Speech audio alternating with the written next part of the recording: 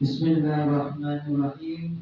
Assalamualaikum warahmatullahi wabarakatuh.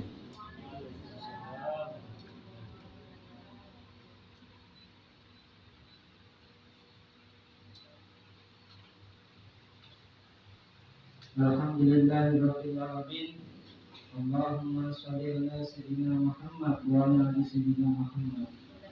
Alhamdulillah, pada hari ini, pada malam ini, malam Jumat, yaitu pada tanggal 24 Agustus Masehi 8 Safar 1445 Hijriah. Jadi insyaallah ini pengajian rutin yang keempat sejak di bulan Agustus, di awal bulan Agustus setiap malam Jumat.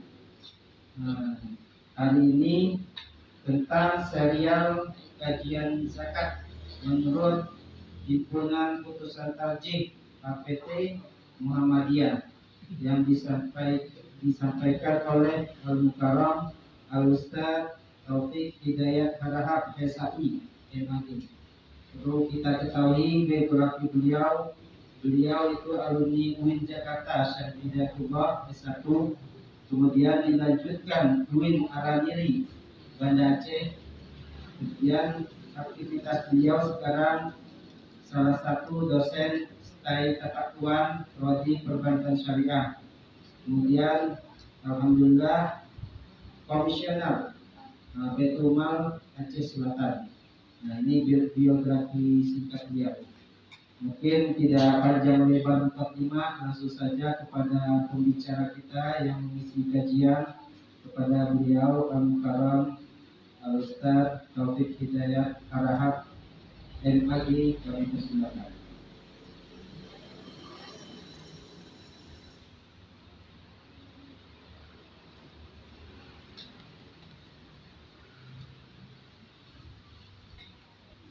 Bismillahirrahmanirrahim. Assalamualaikum warahmatullahi wabarakatuh. Alhamdulillahirabbil alamin wa bihi nasta'in wa ala umuri dunya waddin. Wassalatu wassalamu ala asyrafil anbiya'i wal mursalin wa ala alihi wa ashabihi ajma'in. Asyhadu an la ilaha illallah wahdahu la syarika lah wa asyhadu anna Muhammadan abduhu wa rasuluh la nabiyya ba'da. Qala Allah ta'ala fil Qur'anil Karim, a'udzu billahi minasy syaithanir rajim. Bismillahirrahmanirrahim. Aqimus sholata wa atuz zakata warka'u ma'ar raki'in. Wa fi ayati ukhra khudh min amwalihim shadaqatan tutahhiruhum wa tuzakkihim biha. Wa fi ayati ukhra innamas shadaqatu lil fuqara'i wal masakin wal 'amilina 'alaiha wal mu'allafati qulubuhum wa fir riqabi wal gharimina wa fi sabilillahi wa ibnis sabil. Sadaqallahul azim.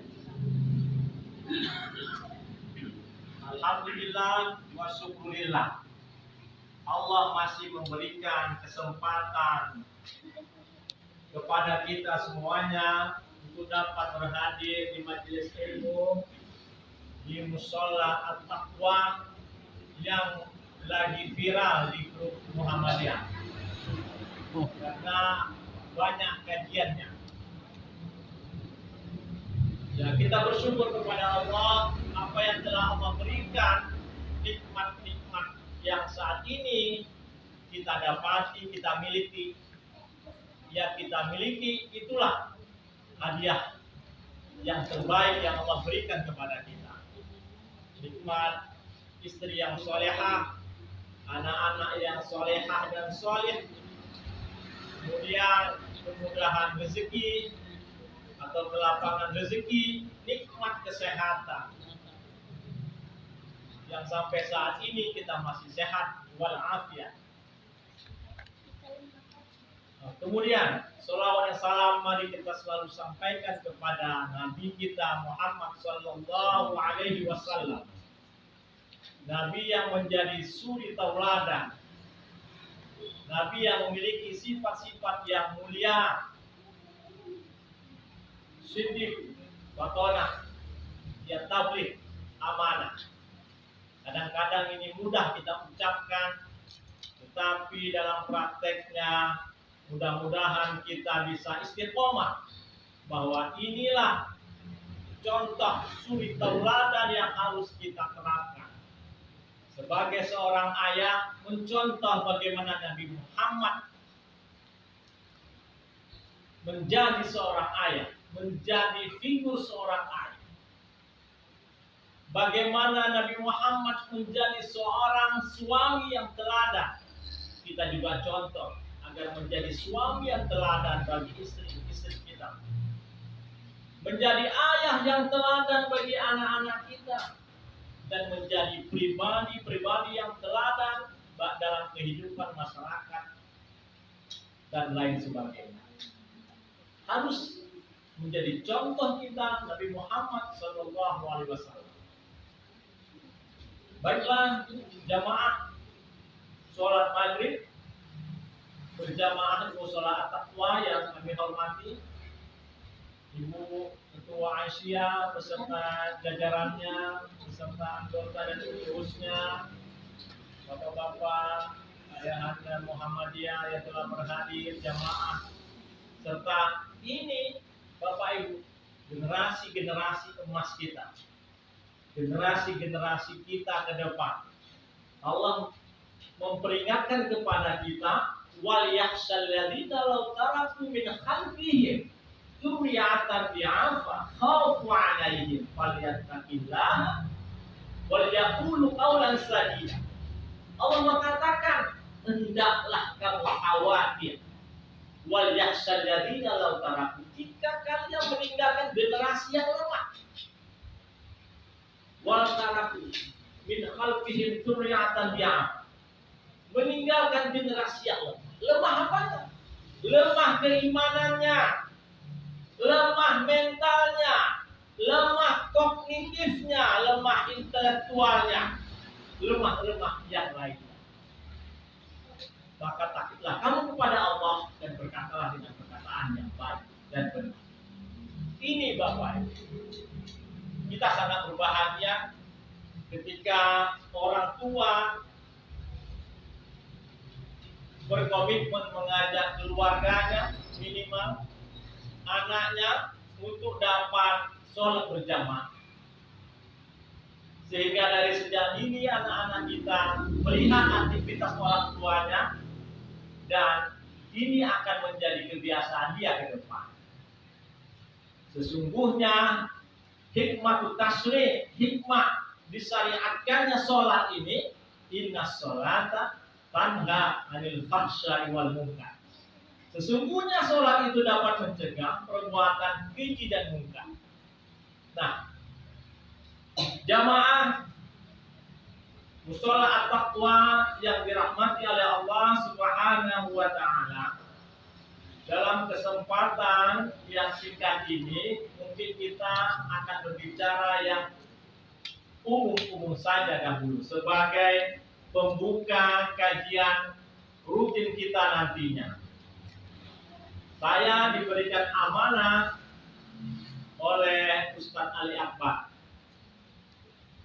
dan kami memberikan apresiasi kepada Ustadz Ali Akbar yang sudah mengabdi di mushola at-taqwa ini dengan membuat berbagai terobosan-terobosan kegiatan-kegiatan dalam rangka memakmurkan mushola at-taqwa kita ini bersama. Nah, materi saya itu zakat dalam perspektif himpunan putusan tarjih Muhammadiyah. Sebelum kita mengupas lebih dalam, kita berbicara yang umum-umum saja dahulu, Bapak Ibu. kedudukan zakat dalam Islam itu sangat penting. Di dalam Al-Quran saja, jika Allah menyebutkan sholat, itu diiringi dengan zakat. Ayat yang saya bacakan tadi di awal Quran surah Al-Baqarah ayat 43. Wa aqimus sholata wa atuz zakat warka'u ma'ar. Ini salah satu ayat dari 26 ayat yang tersebar di beberapa surah di dalam Al-Quran. Artinya sholat itu rukun Islam berapa? Sholat. Ada yang tahu rukun Islam berapa sholat? Pertama apa rukun Islamnya? Kalimat syahadat. Dua kalimat syahadat. Pertama apa? Apa ya? Pertama Syahadat. Dua kalimat. Kedua? Iya. Ketiga? Tiga zakat ya. Nah, ketika Allah menyebutkan wa aqimus sholata wa atuz zakat, dirikan sholat dan tunaikan zakat. Di dalam ayat Al-Quran ada 26 kali Allah mengulang kata-kata ini dengan berbagai kalimatnya. Kalau tadi ayat Quran surah Al-Baqarah ayat 43, wa aqimus sholata wa atuz zakat warka'u ma'ar raki'in. Nah, dirikan sholat dan tunaikan zakat dan rukuklah bersama orang-orang yang rukuk. Sholat ini media kita kepada Allah, hablum minallah kita, dalam rangka untuk kita terus meningkatkan keimanan dan ketakwaan kita. Kita melaksanakan sholat 5 kali sehari semalam. Sholat membuat kita menjadi yang pribadi yang memiliki karakter, yang memiliki keimanan, dan bisa mencegah perbuatan keji dan mungkar. Orang-orang yang sholat selalu disiplin tepat waktu, maka itu juga berpengaruh dalam kehidupannya, kehidupan bermasyarakat dia maupun kehidupan dalam lingkungan yang kerjanya. Kemudian zakat. Zakat ini memiliki peran yang sangat signifikan Bapak Ibu di dalam Islam. Zakat memiliki dimensi sosial. Kalau seseorang sudah soleh secara individual, maka dia harus juga soleh secara sosialnya. Nah, zakat ini bentuk kepedulian sosial kita kepada lingkungan kita, bahwa ada orang-orang yang tidak seberuntung kita, yang perlu kita bantu. Makanya zakat ini memiliki peran dalam rangka mengentaskan kemiskinan. Zakat juga memiliki peran dalam aksi-aksi kemanusiaan. Banyak peranan penting yang dapat dilakukan dari zakat ini. Nah, kalau berbicara pengertian zakat, itu secara bahasa berasal dari kata zakat, artinya suci Bapak Ibu. Suci, kemudian tumbuh, berkah, berkembang. Suci, orang yang berzakat akan mensucikan hartanya dan mensucikan jiwanya. Dan juga menghapuskan dosa-dosanya, mensucikan orang yang berzakat. Makanya khudh min amwalihim shadaqatan tutahhiruhum wa tuzakkihim biha. Untuk mensucikan harta dan juga jiwa orang yang berzakat tadi, diri orang yang berzakat tadi. Tumbuh, artinya orang yang royal berzakat itu tidak akan pernah miskin. Betul nggak? Ada nggak cerita misalnya orang yang begitu dermawan tiba-tiba jatuh miskin? Hampir nggak ada ya, ya Bu. Ya. Tapi yang ada yang sebaliknya gitu. orang yang dermawan, berzakat, yang peduli terhadap sesama, malah Allah berikan terus nikmatnya. La in syakartum la azidannakum wa la in kafartum inna adzabi lasyadid. Jika engkau mensyukuri nikmatku, maka akan aku tambah nikmat. Tapi jika engkau ingkar, maka azabku sangat pedih. Nah itu zakat, tumbuh berkembang.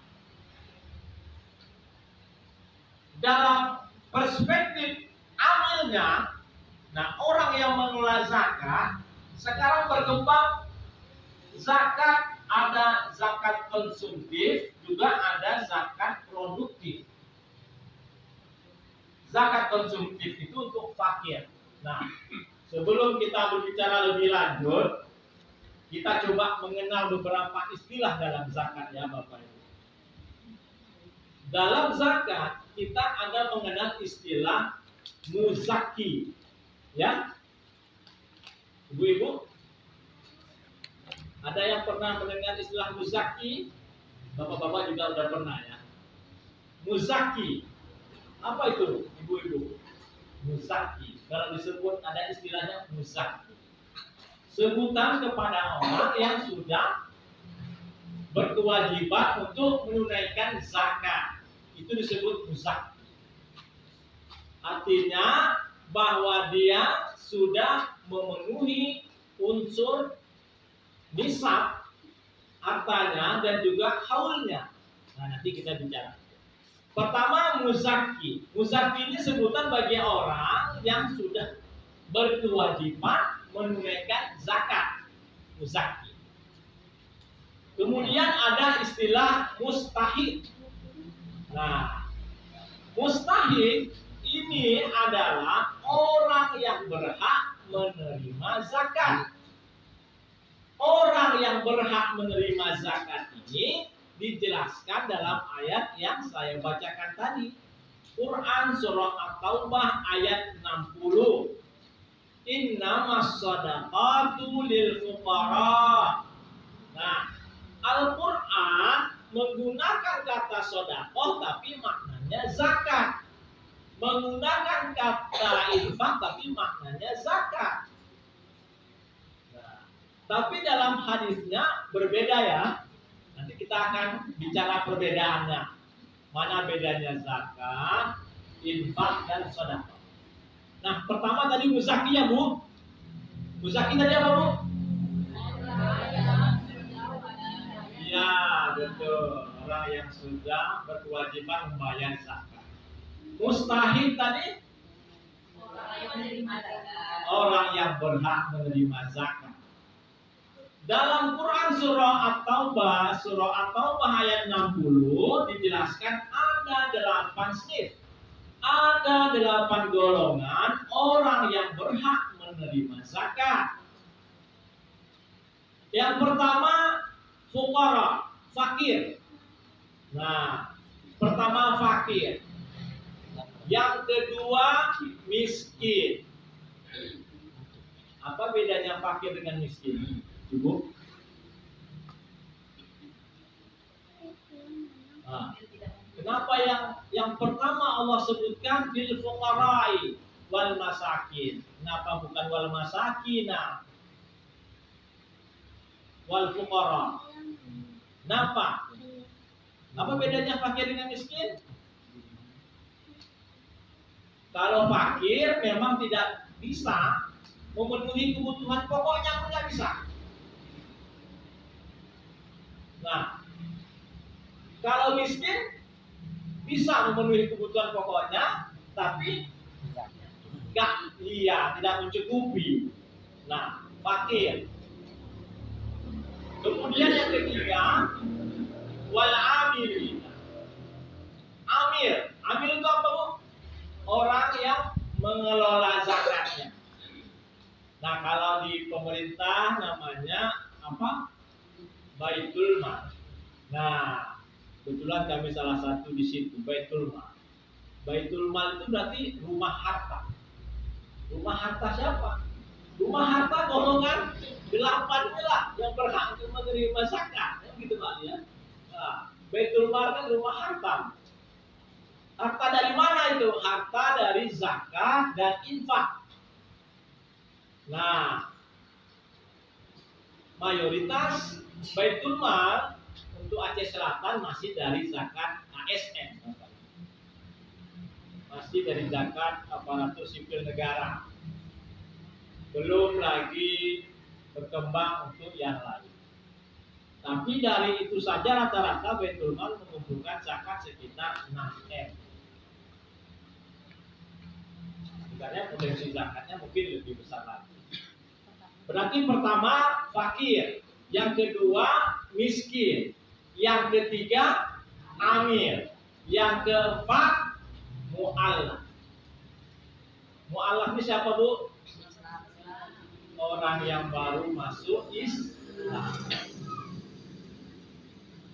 Biasanya kalau yang baru-baru itu masih dapat bantuan, setahun mungkin ya, untuk penguatan kedua tahun. Tapi kalau sudah bertahun-tahun, lebih dari 2 tahun, biasanya Baitul Mal itu memiliki kriteria tersebut. Berarti sudah 4. Wal mu'allafati qulubuhum wa fir riqab. Riqab apa nih, Bu? Pak?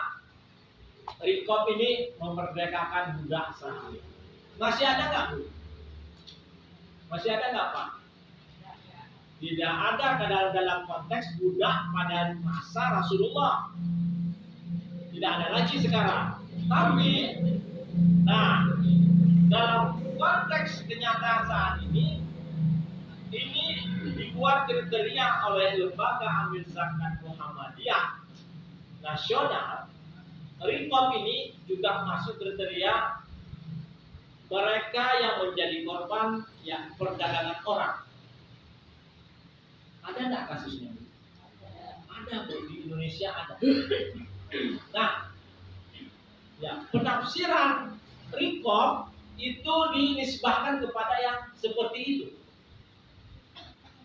bahwa ada orang-orang yang menjadi korban perdagangan orang ataupun eksploitasi oleh pihak-pihak lain, baik kepada korbannya maupun kepada lembaga yang membela, mengadvokasi hak-hak korban itu juga boleh diberikan sejenis riqab ini. Tapi kalau Baitul Mal, riqab tidak ada, kosong. Kami Baitul Mal se-Aceh itu tidak ada menyalurkan untuk riqab. Karena riqab ini berbeda pandangan. Tidak masuk kriteria seperti yang tadi Muhammadiyah menafsirkan seperti itu. Bahwa konteksnya riqab saat ini budak tidak ada secara secara fisik saat era modern ini sudah tidak ada lagi. Tetapi bahwa ada kasus-kasus yang membuat orang itu juga seperti budak. Nah, itu diterjemahkan seperti itu, ditafsirkan seperti itu riqab dalam konteks saat ini. Wafir riqab wal gharimin. Nah, wal gharimin ini siapa, Bu? Orang yang berhutang. Berhutang dengan siapa nih? Berhutang, misalnya saya berhutang dengan Pak Ali, saya lapor dengan Baitul Mal, atau saya lapor dengan Najismu. Saya berhutang dengan Pak Ali, saya nggak sanggup bayar, mau nggak dibantu dulu? Dibantu nggak, Pak, kira-kira, Pak, kalau saya lapor di sana? Enggak ya. Nah, wal gharimin di sini, Bu, yang ditafsirkan oleh Baitul Mal Aceh itu diantaranya orang-orang yang mendapatkan musibah kebakaran misalnya, musibah bencana alam misalnya. Kan mereka tiba-tiba itu hilang hartanya, kan? Musibah kebakaran misalnya, tiba-tiba dia nggak punya lagi apa-apa, hartanya sudah ikut terbakar misalnya. Nah, biasanya dalam konteks ini Baitul Mal Aceh juga punya bantuan, Baitul Mal Kabupaten juga ada. Nah, wal gharimin diterjemahkan seperti itu dalam konteks saat ini. Kemudian ada lagi wa fi sabilillah. Nah, orang-orang yang bersungguh-sungguh di jalan Allah, fi sabilillah. Kalau Baitul Mal menerjemahkannya termasuk guru-guru TPA, garim masjid misalnya, bilal, seperti itu. guru-guru TPA. Itu yang biasanya yang dibantu oleh Baitul Mal dalam konteks senif atau golongannya fisabilillah. Kemudian ada lagi wabnu sabil, ibnu sabil. Sudah ada 8 ya. Ibnu sabil apa Bu? Bapak-bapak, orang yang kehabisan bekal ya. Nah, ibnu sabil, orang yang kehabisan bekal di perjalanan. Baitul Mal menerjemahkan ini dalam bentuk memberikan bantuan kepada pendamping orang sakit. Jadi kalau dia ada pasien rujukan kepada Aceh, ada pendampingnya dikasih bantuan. Itu mungkin sekitar 1.500.000. Tergantung apakah dia di Banda Aceh atau ke pusat misalnya atau ke daerah lain misalnya. Dan dirujuk ke Jakarta tentu nominalnya juga berbeda. Nah, wabnu sabil seperti itu yang diterjemahkan. Nah, itu tadi mustahik. Berarti mustahiknya ada 8 golongan ya, ibu-ibu ya. Ada 8 snif atau asnaf. Berarti ada istilah muzaki, ada istilah mustahik. Kemudian ada nisab. Nah, ibu-ibu pernah nggak dengar nisab? Dia sudah sampai nisabnya.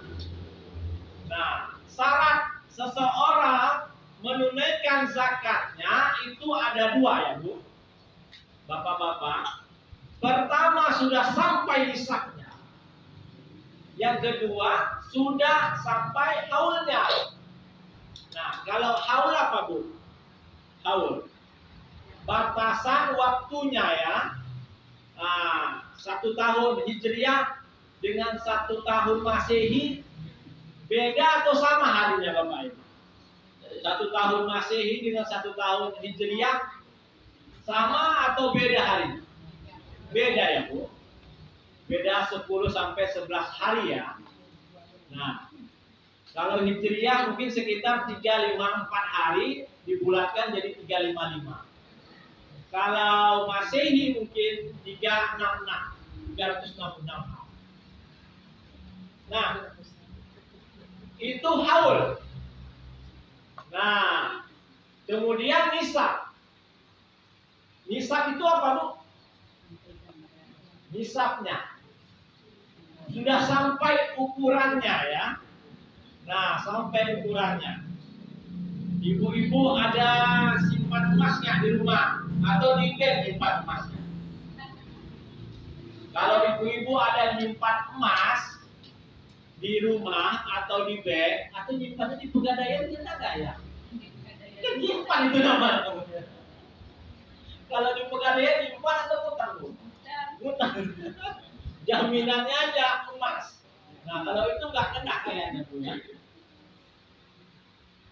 Walaupun sebenarnya menggadai emas tidak bisa di pegadaian kan.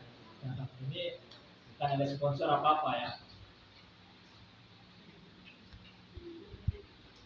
Iya, kalau ibu-ibu ada nyimpan emas misalnya, nyimpan emasnya di rumah, kira-kira nisab emas berapa ya, ibu-ibu?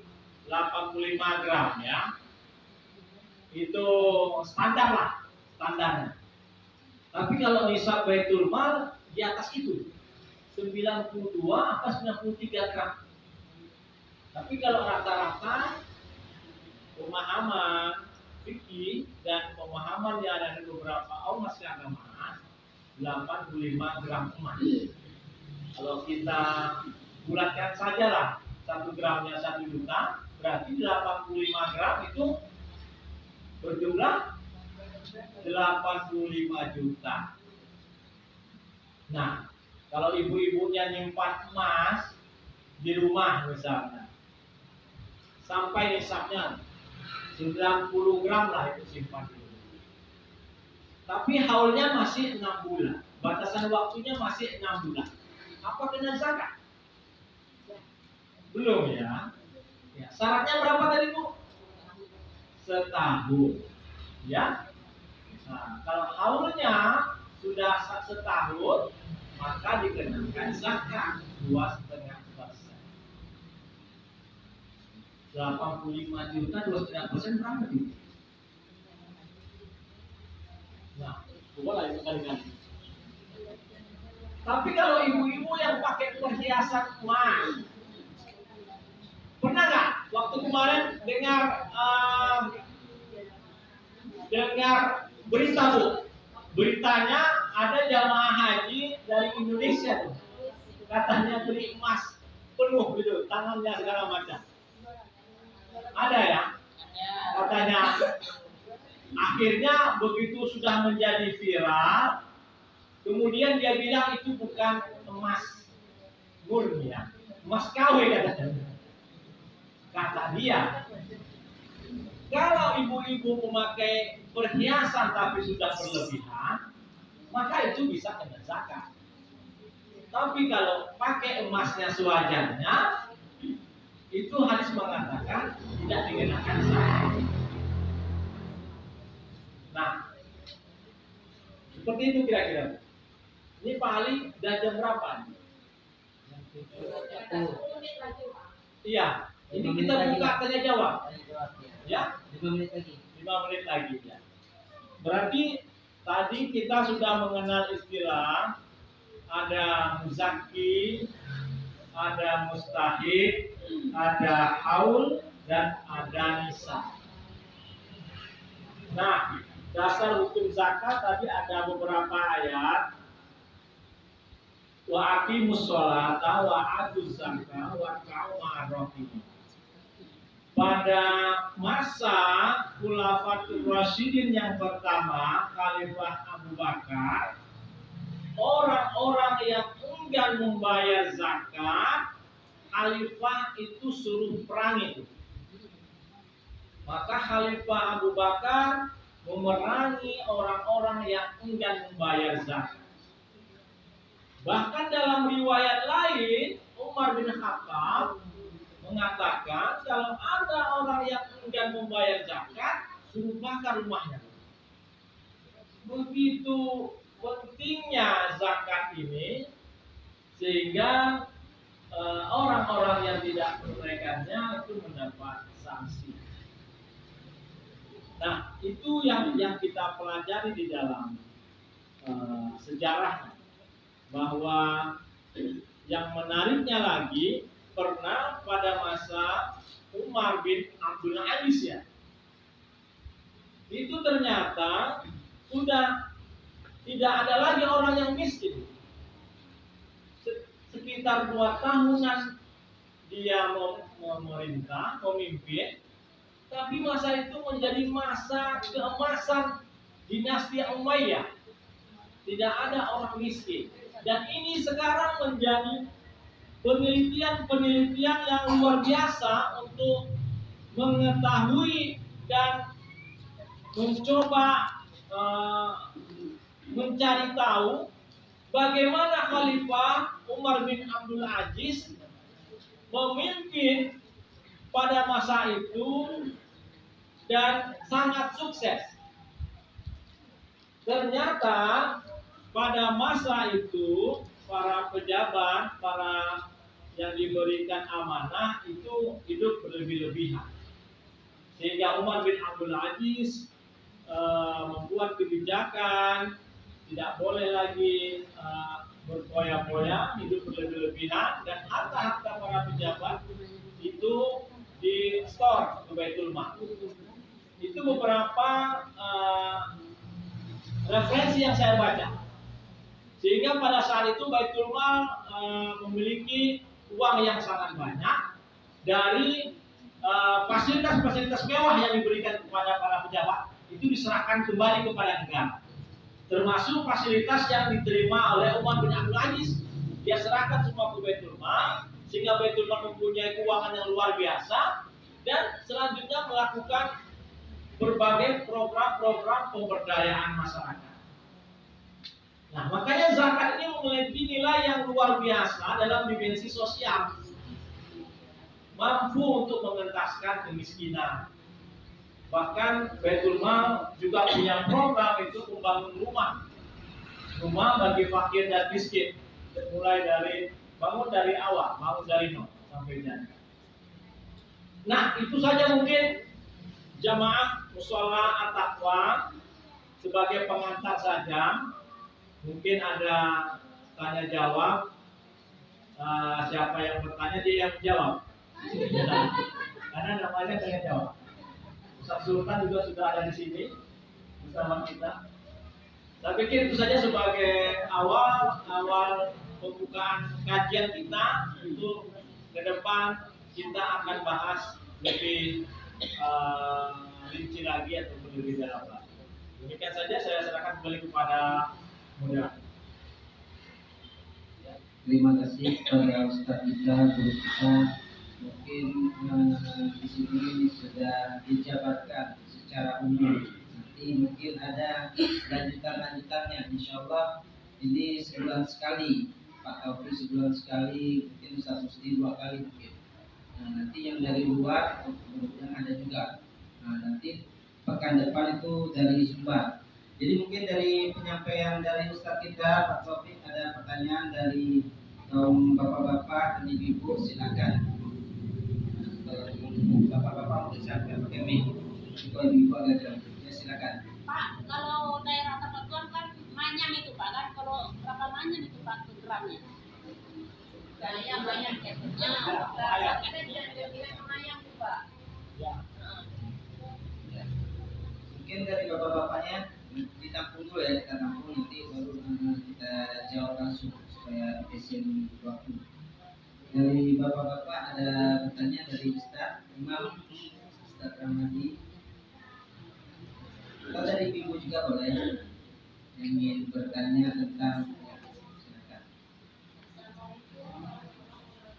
Waalaikumsalam warahmatullahi wabarakatuh.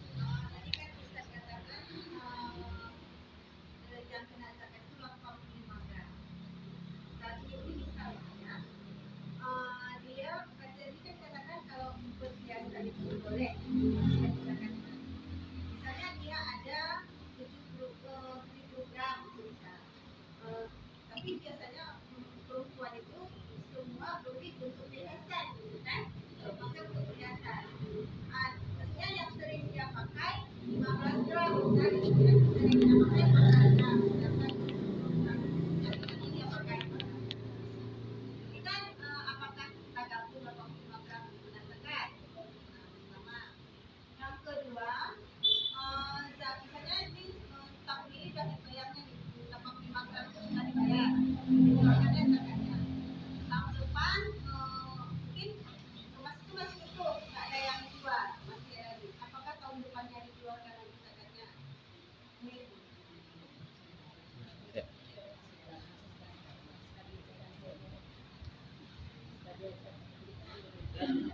Terima kasih. Ada 2 pertanyaan dari kaum hawa ibu-ibu. Mungkin langsung saja dijawab oleh Ustaz kita. Semoga jawabannya ini bisa terjawab. Terima kasih kepada Ustaz Ali Akbar. Baik, Ibu tadi mengatakan kalau di kita memang lumayan ya. Itu kalau di Aceh Selatan rata-rata kalau mau menikah itu minimal berapa? 5 mayang lah ya. Nggak mahal-mahal ya, karena dia memudahkan saja. Nah itu Aceh Selatan.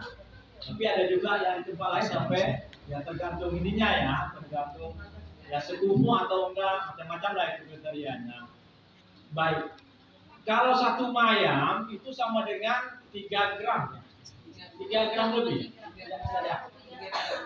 Ya, 3 gram. 3,3 ya. 3,3. 3 Sultan ini. 3,3 kali 10 sekitar 33 mayang. 3 gram.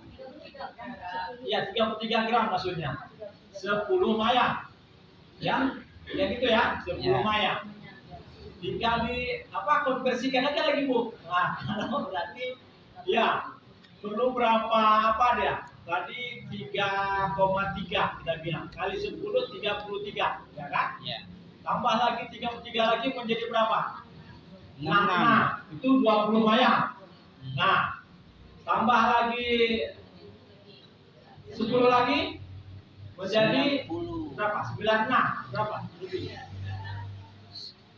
Berarti kalau kita 99. katakan nggak sampai 30 mayang kena ya.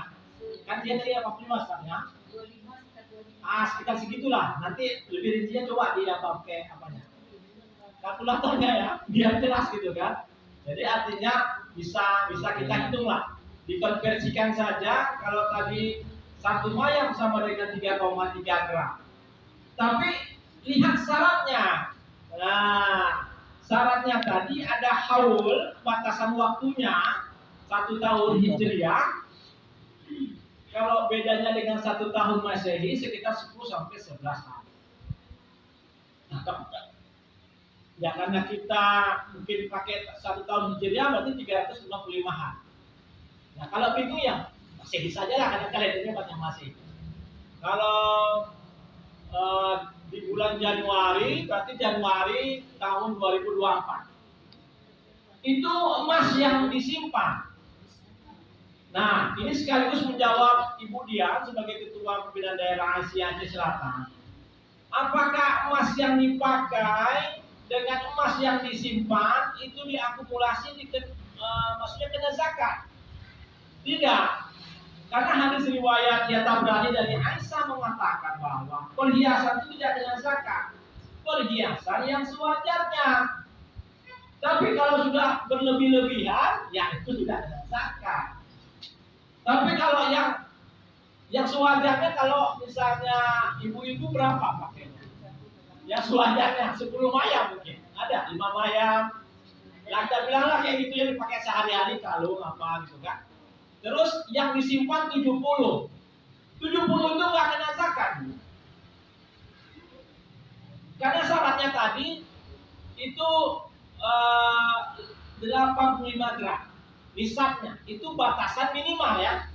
Nah, batasan minimal nisab atau ukuran kena zakat itu 85 gram. Jadi kalau kita mau konversi tadi sekitar 25 atau 26 mayang. Nah, yang dipakai itu tidak kena. Itu tidak dianggap zakat. Tapi yang berlebih-lebihan itulah yang dianggap mengenai zakat. Kalau sudah berlebihan, tapi kalau belum ya tidak. Nah, ini yang penting sama-sama yang kita pahami.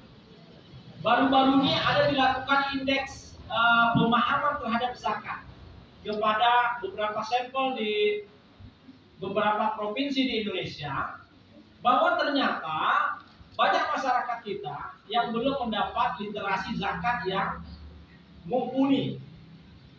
Banyak masyarakat kita ternyata itu belum memahami pertama tentang bagaimana syarat untuk membayar zakat, bagaimana pengetahuan awal tentang zakat, apa saja yang dikenai atau berapa nisabnya atau ketentuan zakatnya. Itu ternyata dari indeks tadi masyarakat kita masih terlalu dangkal pemahamannya.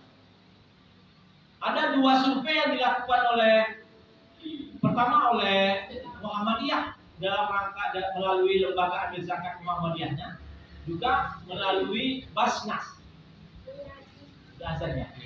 Baik Bapak Ibu jamaah, mungkin ini hanya pengantar saja. Minggu depan insya Allah saya akan membuat catatannya, ada sedikit makalah 1 lembar itu saya bagikan supaya jamaah dapat oleh-oleh lah tentang ini.